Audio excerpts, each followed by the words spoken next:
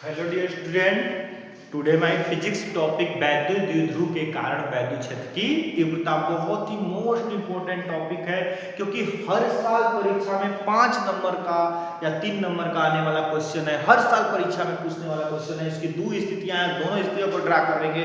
आज का यही टॉपिक है दोनों स्थितियों को ड्रा करने के लिए। पहला देखिए है हमारा वैद्युत द्विध्रुव के कारण, वैद्युत द्विध्रुव के कारण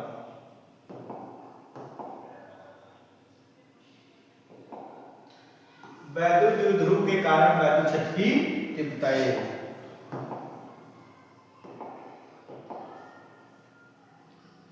वैद्युत द्विध्रुव के कारण वैद्युत क्षेत्र की तीव्रता वैद्युत द्विध्रुव के कारण वैद्युत क्षेत्र की तीव्रता जो दिया है, वैद्युत द्विध्रुव के कारण वैद्युत क्षेत्र की तीव्रता दिया है।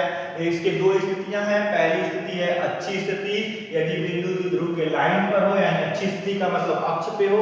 क्या क्या, यदि बिंदु द्विध्रुव के अक्ष पर स्थित हो, r दूरी पर तीव्रता ज्ञात करना है। इनका हमारा वैल्यू आएगा, ये हमारा जो है ये मेन वैल्यू है x एक्सिस पे। उसके बाद यह भी क्या है, वैल्यू द्विध्रुव आघूर्ण की दिशा। निरक्षी स्थिति पे बोला है कि यदि बिंदु द्विध्रुव के लंब द्विभाजक यानी लंबवत हो, यानी निरक्षी स्थिति का मतलब ये लंबवत हो, यानी ये हमारा हो गया लंबवत हो गया। अच्छी स्थिति का मतलब ये हमारा सीधे है, यहाँ पे आएगा -q और +q, ये अच्छी स्थिति हो। तो अच्छी स्थिति और निरक्षी स्थिति में, दोनों स्थितियों में आज हम देखेंगे कि वैद्युत द्विध्रुव का क्षेत्र की तीव्रता क्या होती है, और ये हम दोनों को ये हम विधि से सॉल्व करके दिखाएंगे आपको ये कैसे आया है और इसका आप कैसे वैल्यू रखे हैं। तो आज का टॉपिक हमारा यही है। आज आप देखेंगे कि कैसे वैद्युत द्विध्रुव के कारण वैद्युत क्षेत्र की तीव्रता आई है। तो अब हम स्टार्ट करते हैं।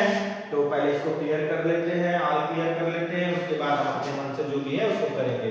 तो आप लोग को दिख रहा है,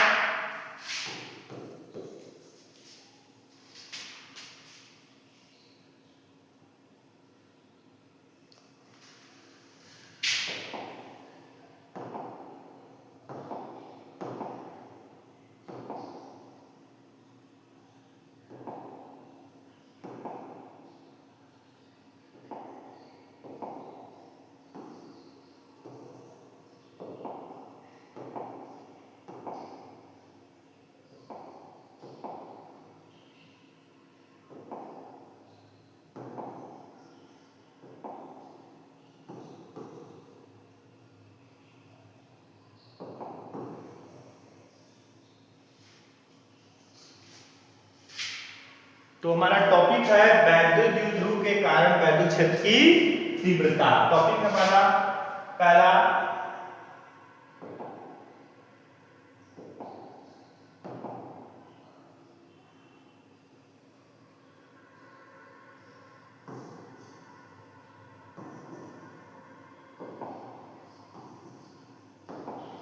टॉपिक हमारा वैद्युत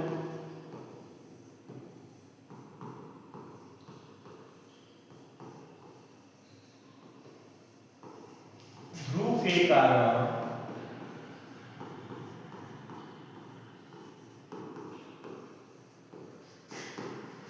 वैद्युत क्षेत्र की तीव्रता।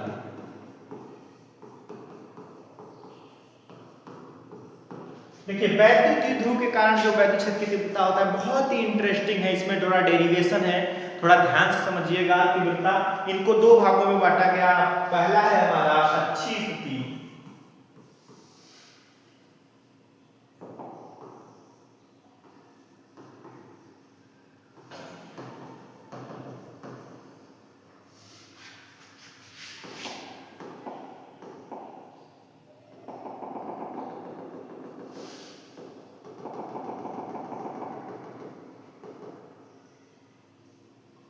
पहला हमारा है अच्छी स्थिति,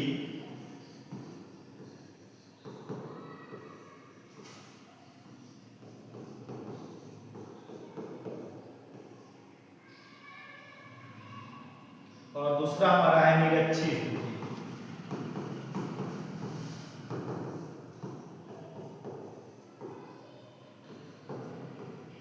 फर्स्ट अच्छी स्थिति और सेकेंड हमारा है निरक्षी स्थिति।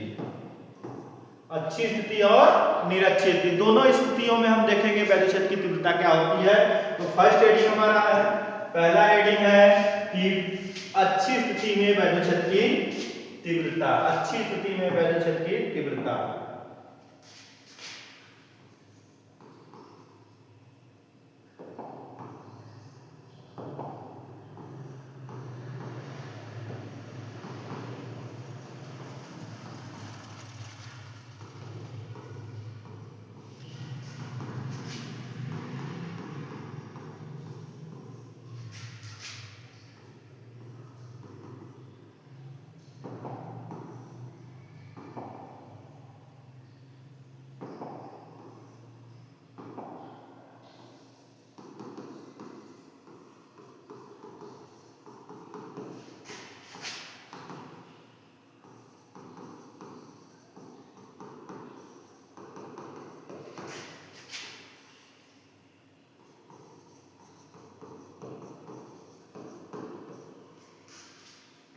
वैद्युत ध्रुव की अच्छी स्थिति में वैद्युत क्षेत्र की तीव्रता, थोड़ा अच्छा नहीं दिख रहा है क्या इसमें? एक मिनट हम इसको चेंज कर देते हैं कवर को, उसको आगे एडजस्ट करके।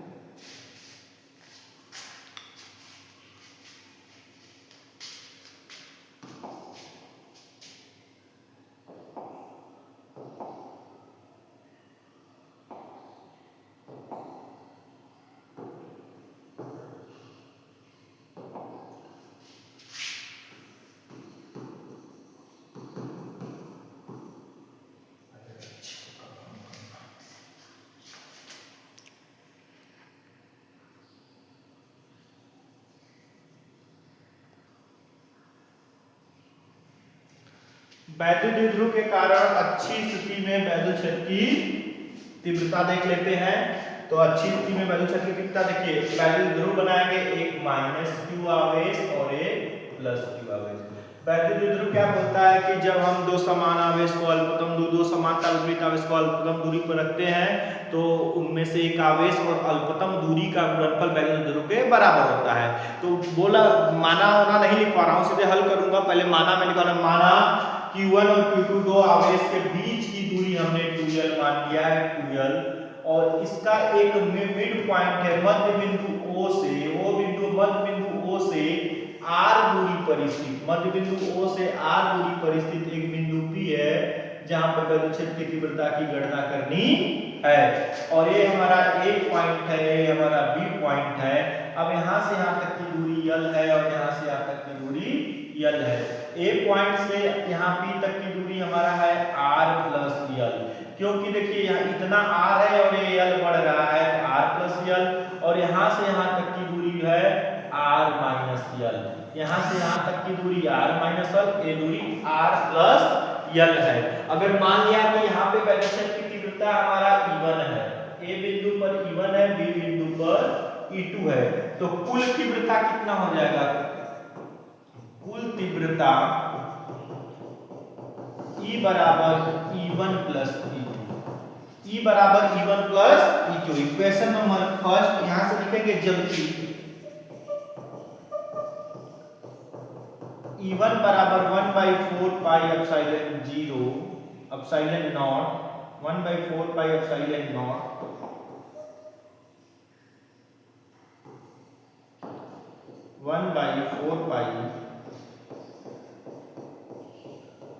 Epsilon not. यहाँ पे देखिए माइनस क्यू है तो माइनस क्यू बटा के, और यहाँ से यहाँ तक की दूरी क्या है? R प्लस L, तो R प्लस L का होल स्क्वायर। सेम इसी प्रकार हो जाएगा E2 बराबर 1/4 पाई एप्सिलॉन नॉट, यहाँ पे क्या है? प्लस क्यू है तो क्यू बटा के R माइनस L का होल स्क्वायर। अब यहाँ से कहेंगे समीकरण नंबर, समीकरण 1 में E1 व E2 का मान रखने पर, E1 और E2 का मान रखेंगे समीकरण नंबर 1 में, तो यहाँ से E बराबर E1 का मान रखेंगे तो 1/4 पाई एप्सिलॉन 0, 4 पाई एप्सिलॉन 0 माइनस क्यू बटा के R प्लस L का होल स्क्वायर। E2 का वैल्यू रखेंगे 1/4 पाई एप्सिलॉन 0 क्यू बटा के R माइनस L का होल स्क्वायर। दोनों में से कॉमन क्या है? दोनों में से कॉमन 1/4 पाई एप्सिलॉन 0 है और दोनों में कॉमन है Q, तो दोनों में से कॉमन ले लेंगे 1/4 पाई एप्सिलॉन 0 और Q को हम कॉमन ले लेंगे। देखिए कॉमन पॉइंट, ये दोनों कॉमन पॉइंट है और Q कॉमन पॉइंट है, तो दोनों में से हम कॉमन ले लेंगे। E equal to 1/4 pi epsilon 0 Q common ले लेंगे, तो पॉजिटिव को पहले और नेगेटिव को बाद में। पॉजिटिव हमारा क्या है? 1 बटा के R माइनस L का होल स्क्वायर, और नेगेटिव यहाँ पे है तो -1 बटा के R प्लस L का होल स्क्वायर। देन इसको हल करेंगे क्रॉस मल्टीप्लिकेशन के द्वारा। क्रॉस मल्टीप्लिकेशन, इसका इधर जुड़ा, इसका इधर, इसका आपस में क्रॉस मल्टीप्लिकेशन करेंगे तो E इक्वल टू हो जाएगा 1/4 पाई एप्सिलॉन 0, यहाँ से जुड़ा हो जाएगा इनटू Q, यहाँ से हो जाएगा तो R प्लस L का होल स्क्वायर, इसमें जुड़ा होगा तो -R माइनस ये आपस में गुणा होगा तो एक क्वेश्चन में a माइनस बी और एक क्वेश्चन में a प्लस बी, एक क्वेश्चन में a माइनस बी, एक क्वेश्चन में a प्लस बी, तो a square minus b square का फार्मूला हो जाएगा, इसका हो जाएगा r square minus l square का whole square, r square minus l square का होल स्क्वायर हो जाएगा। तो यहां से हो जाएगा e equal to 1/4 pi epsilon 0 q बड़े ब्रैकेट में हो जाएगा। देखिए ये भी a square minus b square का फार्मूला इसमें भी लगा देंगे, a square minus b square का formula a square minus b square equal to a minus b और a प्लस b, या a प्लस b और a माइनस b दोनों लिख सकते हैं। यहां से हो जाएगा क्वेश्चन में r plus l plus r minus l, और दूसरे क्वेश्चन में हो जाएगा r plus l minus r और माइनस माइनस प्लस l, और बटा के हो जाएगा r square minus l square का होल स्क्वायर। देन यहां से l कट जाएगा प्लस माइनस, यहां से r कट जाएगा प्लस माइनस, तो ये e इक्वल टू आ जाएगा हमारा 1/4 पाई एप्सिलॉन 0 क्यूब, पोस्ट हो जाएगा 2r इनटू a के लेकर 2l और बटा के r square minus l square का होल स्क्वायर। यहां से अब q का गुणा सीधे 2l में कर देंगे तो e इक्वल टू हो जाएगा 1/4 पाई एप्सिलॉन 0, अब q का गुणा हो जाएगा तो 2r इनटू 2ql बटा के r square minus l square का होल स्क्वायर। यहां से मानते हैं कि जबकि P बराबर 2ql गुलाम मीटर, वैद्युत द्विध्रुव आघूर्ण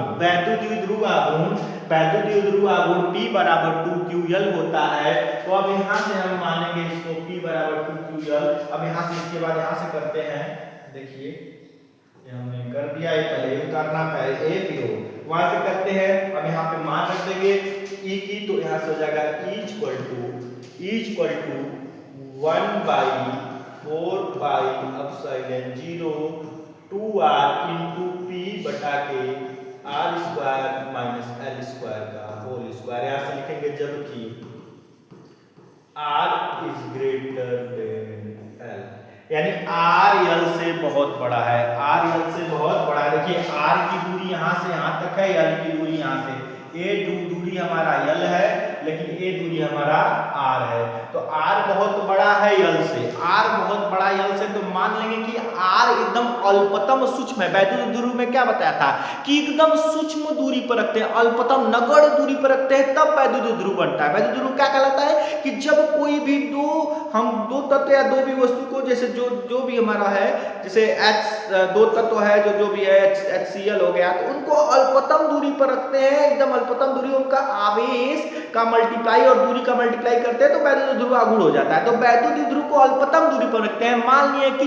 0 के निकटतम रख रहे हैं, तो यहां से कर देंगे L टेंड्स टू 0, तो L का वैल्यू इसमें पुट कर देंगे, तो यहां से हो जाएगा, ये मान लीजिए समीकरण नंबर 1 था और इसको हम बोल देते हैं समीकरण नंबर 2, यहां से समीकरण नंबर 2 बोल देते हैं। समीकरण 2 से समीकरण 2 में L का वैल्यू पुट करेंगे 0, तो E इक्वल टू हो जाएगा 1/4 पाई एप्सिलॉन 0, इसका हो जाएगा 2r इनटू p बटा के r स्क्वायर माइनस 0 का whole square, r square minus 0 का होल स्क्वायर। एक मिनट थोड़ा सा और हम इधर करते हैं, r स्क्वायर माइनस 0 का whole square, r square minus 0 का होल स्क्वायर हो जाएगा, तो 0 का कोई महत्व नहीं है, तो E इक्वल टू आ जाएगा 1/4 pi epsilon 0 2r into p बटा के 2 दूना के 4 r के पावर 4। देखिए एक r ऊपर है और r नीचे है, दो नहीं कटेगा, r ऊपर r नीचे, तो यहां से कट के यहां पे घात कितनी हो जाएगी 3। अगर r ऊपर है r नीचे, यहीं पे देखिए समझा रहा हूं, ये वाला चीज समझा रहा हूं आपको। यहां पे देखिए कि अगर r है और बटा r की घाते 4 है, तो इसको हम 1 बटा r का क्यूब लिख सकते हैं कि नहीं, 1 बटा r का क्यूब। तो सेम यहां भी वही हुआ है कि E equal to 1/4 pi epsilon 0, ये 2p का गुणा इसमें हो जाएगा, तो यहां से हो जाएगा 2p बटा के r का क्यूब, 2p बटा के r का क्यूब। इसका मात्रक होता है न्यूटन प्रति कूलम। मात्रक क्या होता है? न्यूटन प्रति कूलम। यही हमारा अच्छी स्थिति में वैद्युत क्षेत्र की तीव्रता है। इसका आप शॉर्ट स्क्रीन ले लीजिए और अच्छे से पढ़िएगा, ये मोस्ट इंपोर्टेंट है, ये हमारा इंपोर्टेंट है, मोस्ट इंपोर्टेंट मोस्ट इंपोर्टेंट है जो परीक्षा में हर साल पूछता है। स्क्रीनशॉट लीजिए, उसके बाद सेकंड बताते हैं।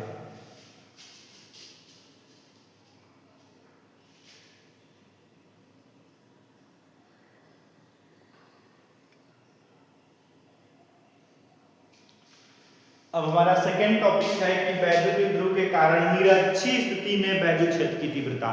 सेकेंड टॉपिक है वैद्युत द्विध्रुव के कारण निरक्षी स्थिति में वैद्युत क्षेत्र की तीव्रता। निरक्षी में हम परपेंडिकुलर रखते हैं, हम मिड पॉइंट से परपेंडिकुलर में रखते हैं तो तीव्रता क्या आता है देखते हैं, ठीक ना। निरक्षी स्थिति भी इंपॉर्टेंट है, ध्यान से देखिएगा। हम आ जाते हैं, देखिए निरक्षी स्थिति में हम आ जाते हैं।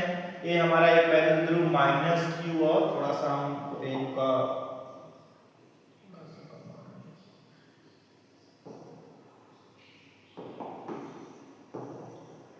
देखिए निरक्षी स्थिति हमारा माइनस क्यू और प्लस क्यू, वैद्युत द्विध्रुव को रख दिया, ये दोनों द्विध्रुव को रख दिया। इनकी बीच की दूरी है 2l, बीच की दूरी 2l है। ए पॉइंट O है, O से दूरी l है और इस O से दूरी l है। अब यहाँ से एक बिंदु यहाँ पे है, यहाँ पे बिंदु एक P है जहाँ पे वैद्युत क्षेत्र की तीव्रता की गणना करनी है। ए यहाँ से दूरी और ए यहाँ से दूरी, इसका मान लिया हमारा वैद्युत क्षेत्र की तीव्रता E1 है और इसका मान लिया वैद्युत क्षेत्र की तीव्रता E2 है। थीटा अंश के कोण पर झुके हुए हैं और यहाँ से यहाँ तक की दूरी को मैंने R मान लिया। मैंने क्या मान लिया? R मान लिया। माना कि ये हमारा E2 है और ये हमारा E1 है। अब इसका हम वियोजन करेंगे, हॉरिजॉन्टल दिशा में हम वियोजन करेंगे तो इधर हो जाएगा E1 cos थीटा, इधर हो जाएगा E2 cos theta. E1 cos theta और E2 cos theta, E1 cos theta और E2 cos थीटा हो जाएगा यहाँ पे। और इसकी दूरी जो है हम पाइथागोरस थ्योरम से हम इसकी दूरी, इसकी डिस्टेंस निकालेंगे तो हो जाएगा हमारा पाइथागोरस थ्योरम से। मान लीजिए हम A मान लेते हैं, इसको B मान लेते हैं, तो पाइथागोरस थ्योरम से इसकी लंबाई हो जाएगी हमारा अंडर रूट में r² प्लस l²। ये इसकी दूरी पाइथागोरस थ्योरम से, देखिए ये हमारा त्रिभुज बना, ये त्रिभुज बना, ये हमारा r है और ये हमारा l है। तो इसकी दूरी की लंबाई क्या हो जाएगी? ABC है, एक कण है, कण की r² प्लस l²। ये पाइथागोरस थ्योरम से हो गया, पाइथागोरस थ्योरम से इसकी दूरी हो जाएगी। अब मैं इसको बताऊंगा कैसे आया है। तो अब हम आते हैं कि पूरा क्षेत्र की तीव्रता,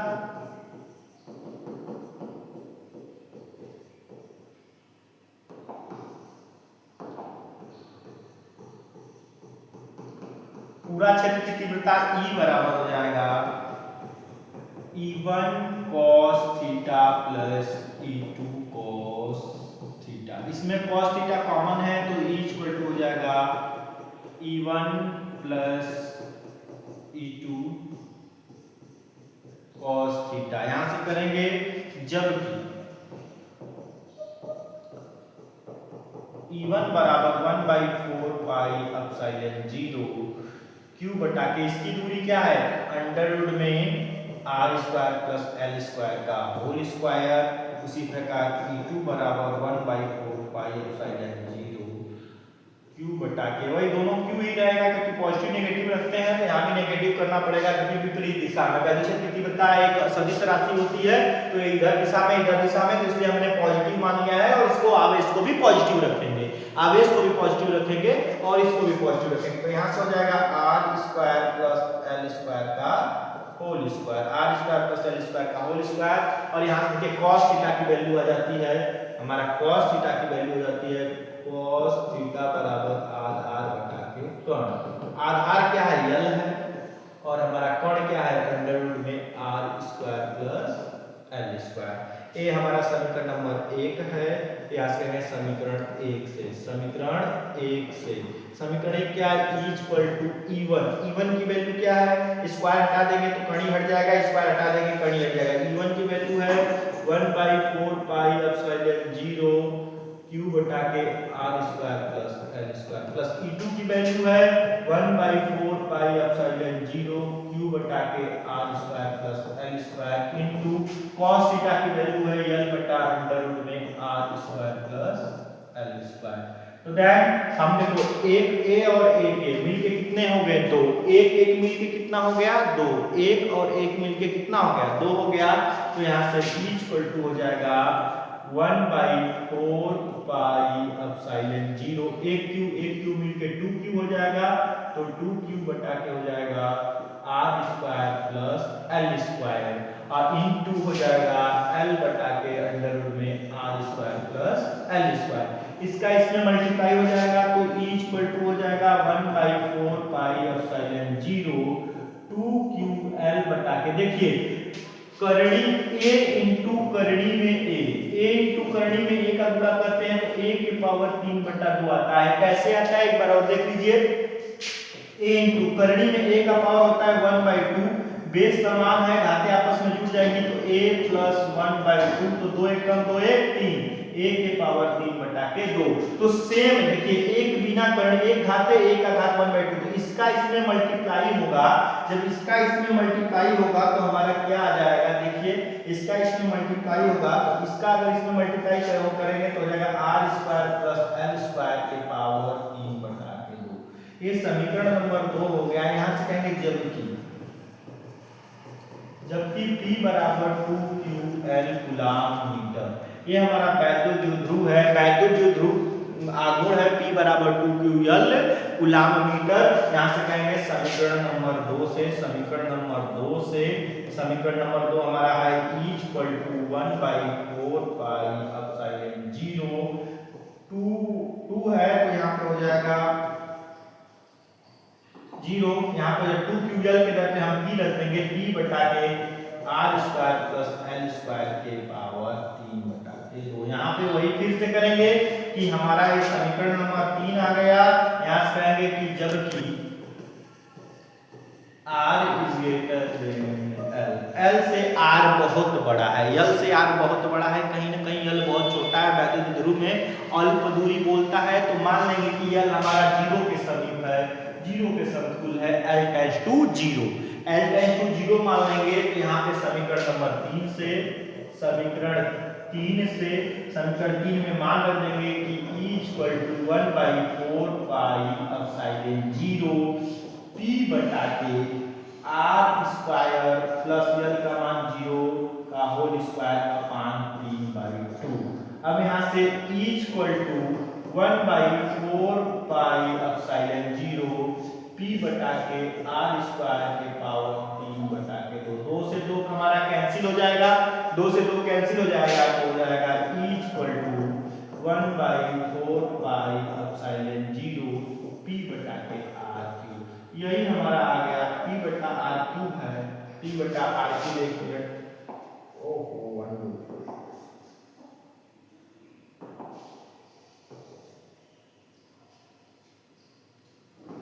P बटा के r3, ये हमारा निरक्षीय स्थिति में वैद्युत शक्ति की तीव्रता न्यूटन प्रति कूलाम आ गया। ये हमारा निरक्षीय स्थिति में वैद्युत शक्ति की तीव्रता था और वो अच्छी स्थिति में वैद्युत शक्ति की तीव्रता। यह इस चैप्टर का सबसे बड़ा डेफिनेशन है, डेरिवेशन है, ये चैप्टर का सबसे बड़ा डेरिवेशन है। दो अच्छी स्थिति और निरक्षीय स्थिति, ये दोनों ही इंपॉर्टेंट है, परीक्षा में पूछते हैं और दोनों में मैथमेटिक्स के और न्यूमेरिकल का सवाल भी लगता है, तो ये आप लोग नोट कर लीजिए, अच्छी स्थिति और निरक्षीय स्थिति की वैद्युत शक्ति तीव्रता। एक बार और डिनोट करते हैं, देखिए हमारा -q प्लस q है, बीच से r दूरी पर स्थिति b है, यहाँ पर वैद्युत शक्ति की तीव्रता की गणना करनी है।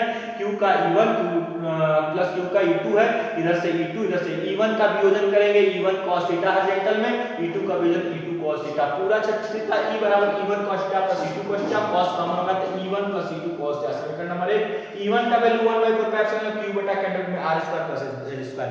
आप बोलोगे सर जी एक में माइनस रखे हैं, एक में माइनस क्यों नहीं, क्योंकि हम यहाँ पे पॉजिटिव कर दिए हैं इसलिए माइनस नहीं रखे हैं। क्योंकि देखिए एक तो इधर का एक तीर घाट एक मीर घाट, एक तीर घाट एक मीर घाट जाएगा तो क्या होगा, यानी कहते हैं ना सदिश का नियम क्या कहता है कि हम इधर जाए और तुम उधर जा, तो यानी विपरीत दिशा के लिए चिन्ह किसका लगता है, नेगेटिव का चिन्ह लगता है। तो हमने पहले ही नेगेटिव का चिन्ह नहीं लगाया है, क्योंकि अगर नेगेटिव का चिन्ह लगाते तो -q रखते तो फिर भी यह पॉजिटिव हो जाता, तो डायरेक्टली हमने पॉजिटिव का ही चिन्ह रख दिया, कोई डाउट नहीं है।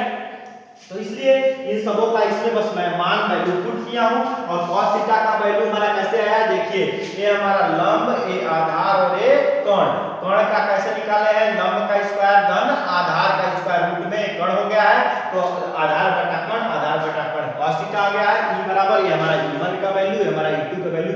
अब तो बोलो पूछोगे कि कर्णी सर जी था, कर्णी कहाँ गायब हो गया, तो कर्णी का स्क्वायर कर देते हैं तो गायब हो जाता है।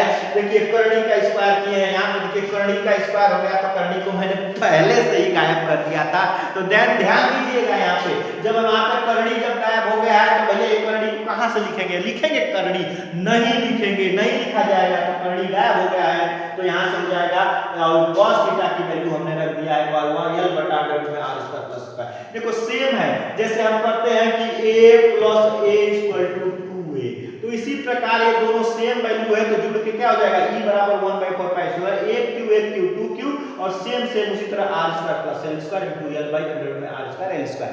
l का पूरा 2q में होगा तो 2ql हो जाएगा, e बराबर 1/4 पाई 0 2ql r square plus l square के पावर 3/2 इक्वेशन नंबर सेकंड आ जाएगा। जबकि यहां से p बराबर 2ql कूलम मीटर, जबकि p बराबर 2ql कूलम मीटर आ जाएगा तो समीकरण नंबर 2 से समीकरण 2 में हम क्या करेंगे, p का वैल्यू इसका वैल्यू पुट कर देंगे तो समीकरण e बराबर 1/4 pi epsilon 0 1/4 pi epsilon 0 p बटा r square plus l square के पावर 3 बटा के 2, ये समीकरण नंबर 3 आ गया। अब समीकरण नंबर 3 में हम क्या करेंगे, जबकि r क्या है, l से बहुत बड़ा है, r l से बहुत बड़ा है तो क्या करेंगे my dear student, l tends to 0, l tends to 0 कर देंगे तो समीकरण नंबर 3 से e बराबर 1/4 पाई एप्सिलॉन 0 p बटा r स्क्वायर और l का वैल्यू पुट कर देंगे 0 पावर 3 बटा 2 हो जाएगा, e बराबर 1/4 पाई एप्सिलॉन 0 p बटा के r स्क्वायर के पावर 3 बटा 2, 2 से 2 कैंसिल हो जाएगा तो यहाँ से e बराबर 1/4 पाई एप्सिलॉन 0 p बटा के r क्यूब। यह हमारा न्यूटन प्रति कूलम वैद्युत क्षेत्र की तीव्रता आया है। किसका तीव्रता आया है, वैद्युत क्षेत्र की तीव्रता किस स्थिति में आया है बेटा, यह हमारा निरक्षी स्थिति में आया है माय डियर स्टूडेंट। किसमें, निरक्षी स्थिति में वैद्युत क्षेत्र की तीव्रता। अब आपको कोई फेल नहीं कर सकता है, 2 तो बस रख लीजिए, मत कुछ करिए यूपी बोर्ड में, ये दोनों नहीं आया है फिर भी इसी को ही लिख दीजिए, सही वो जान जाएगा कि वो डियर पढ़ने वाला है। ये सबसे बड़ी इस चैप्टर की सबसे बड़ी ये है, तो आप लोग इसको नोट कर लीजिए, स्क्रीन लेकर नोट कर लीजिए। तो आज के लिए इतना ही फिजिक्स में। कल टॉपिक होगा वैद्युत द्विध्रुव को घुमाने में किया गया कार्य, वैद्युत द्विध्रुव के कारण बल युग्म का आघूर्ण। तो कल इस चैप्टर को हम पढ़ेंगे, वैद्युत द्विध्रुव के कारण बल युग्म का आघूर्ण, वैद्युत द्विध्रुव को घुमाने में किया गया कार्य। अभी हमको बहुत करना वैद्युत द्विध्रुव के कारण ऊर्जा, स्थितिज ऊर्जा, तो ये सब टॉपिक्स अभी बहुत सब टॉपिक्स बची है आप लोग को पढ़ाने के लिए। तो दैट्स ऑल, आप लोग खुश हो जाइए एकदम। कहते हैं कि हम अगर पढ़ेंगे तो बढ़ेंगे, जैसे कहने का मतलब है कि कहते हैं मजाक में पढ़िए भाई, नहीं समझ में आ रहा है एक बार देख लीजिए, 2 बार 3 बार देख, क्यों नहीं आया है। जब हमारा क्या कहते हैं कि नारा रहता है, नारा पे जो पटिया लगा रहता है, डोरी घिसते तो उसको गड्ढा कर देती है, तो हमारा दिमाग है भाई कितना नहीं घिसेंगे तो गड्ढा होबे करेगा, और गड्ढा होगा तो ज्ञान जीवे करेगा, ज्ञान जाएगा तो भाई गड्ढा को पाटने भरे तो भैया कुछ चाहिए कि नहीं चाहिए। जैसे हम लोग गड्ढा खन देते हैं तो पाटने के लिए कूड़ा सूड़ा डालते हैं, तो उसी तरह जब आपने दिमाग में गड्ढा कर दिया है तो किससे पाटेंगे, ज्ञान से, नॉलेज से पाटेंगे। किससे पाटेंगे, नॉलेज से। नॉलेज भरते जाएंगे, ये गड्ढा दिमाग का पट जाएगा। और एक बात और है कि नॉलेज बढ़ने पर आपका नॉलेज बढ़ेगा। और ये आप आज के लिए इतना ही, अब कल नेक्स्ट टाइम में देखेंगे, देख लीजिए। शॉर्ट स्क्रीन ले लीजिए इसका, बहुत ही अच्छा है, वैद्युत द्विध्रुव के कारण वैद्युत क्षेत्र की तीव्रता।